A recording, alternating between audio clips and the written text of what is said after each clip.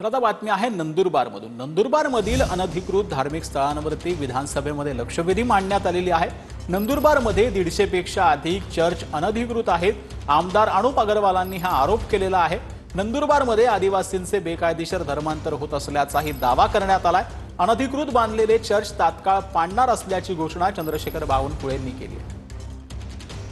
अध्यक्ष महोदय, या जिल्ह्यामध्ये मोठ्या प्रमाणावर धर्मांतरांचे आणि अनधिकृतपणे चर्च बांधकामाचे विषय या लक्षवेधीमध्ये आहेत। अध्यक्ष महोदय, आरटीआयच्या माध्यमातून उमेश गावित नामक व्यक्तीने जवळपास 199 ग्रामपंचायतींमधनं अनधिकृतपणे चर्च त्या ठिकाणी बांधलेले आहेत असे तरीचे लेखी पत्र त्यांच्याकडे प्राप्त झालेले आहेत।